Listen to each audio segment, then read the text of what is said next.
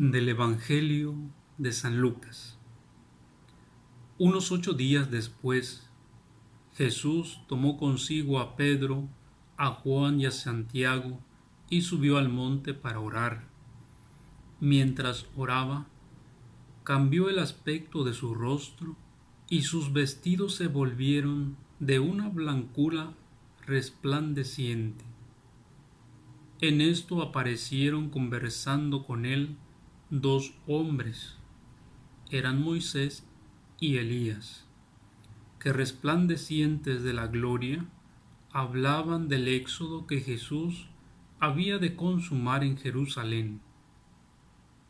Pedro y sus compañeros, aunque estaban cargados de sueños, se mantuvieron despiertos y vieron la gloria de Jesús y a los dos que estaban con él. Cuando éstos se retiraban, Pedro dijo a Jesús: Maestro, qué bien estamos aquí. Vamos a hacer 3 tiendas, una para ti, otra para Moisés y otra para Elías. Pedro no sabía lo que decía. Mientras estaba hablando, vino una nube y los cubrió, y se asustaron al entrar en la nube. De la nube salió una voz que decía: Este es mi Hijo elegido, escúchenlo. Mientras sonaba la voz, Jesús se quedó solo. Ellos guardaron silencio y no contaron a nadie por entonces nada de lo que habían visto. Palabra del Señor. Nos encontramos en este segundo domingo de Cuaresma. Seguimos caminando hacia la Pascua de nuestra vida y tenemos la oportunidad de contemplar la transfiguración de Jesús. El relato del Evangelio de hoy nos deja ver por un momento lo esperado, nuestro fin, la gloria, una anticipación de lo que será nuestra vida. Este hecho tan maravilloso nos recuerda que vale la pena luchar, que vale la pena cambiar y ser perseverantes. La transfiguración se da en el contexto de la confirmación de Jesús como el Mesías. Había dudas, había sombras, había oscuridad en la fe de aquellos discípulos. Este hecho disipa las dudas que podría haber en ellos. Ellos han tenido la oportunidad de contemplar la gloria de Dios. ¡Qué bello regalo! Pero esta experiencia viene acompañada de un elemento orientador, la voz de Dios que decía: Este es mi elegido, escúchenlo. La fe nace precisamente de la escucha, y la fe es certeza en la oscuridad. Nosotros, a diferencia de los discípulos, tenemos muchos medios que nos han mostrado que Jesús es el Hijo de Dios. La historia, los hechos, los milagros, los acontecimientos maravillosos de nuestra propia vida.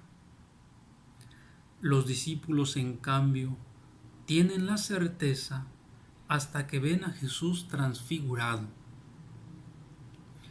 La oscuridad en la que caminaban se vio iluminada por la fe, pero es importante ser conscientes de que la oscuridad no desaparece.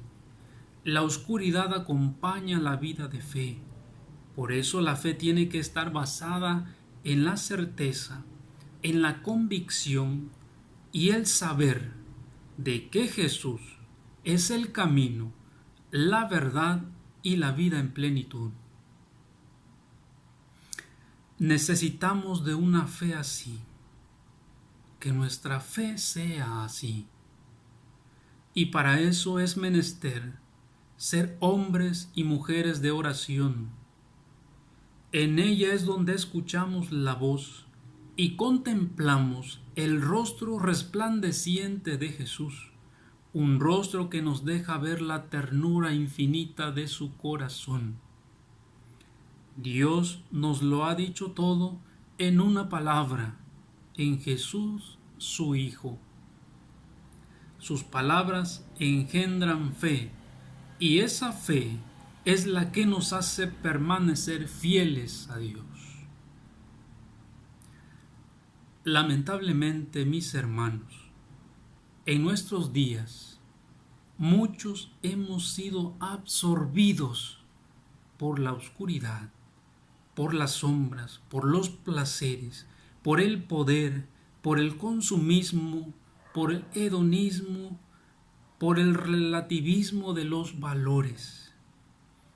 Y la fe se hace entonces sentimiento y deja de ser verdad. Se hace emoción y deja de ser convicción. Se hace evidencia y deja de ser certeza. Una fe en estas condiciones nos lleva al fracaso, al desorden, a defender e implantar falsas ideologías. Nos hace poner la mirada en un aquí que parece eterno, donde solo vale lo que siento y lo que veo. Dejar de contemplar la gloria de Dios es un peligro para la vida, y un peligro que ya está haciendo de las suyas entre nosotros. Nuestra mirada tampoco debe quedarse solo en la iglesia gloriosa. Dice Pedro, qué bien se está aquí, sino que hay que voltear la mirada a la iglesia terrena y peregrina. Hay que bajar del monte y ver que nuestra iglesia es sufriente y pecadora, una iglesia que cae y se levanta, que está llena de luces, pero también donde hay sombras. El camino hacia la gloria, mis hermanos, no es fácil. Hay oscuridad.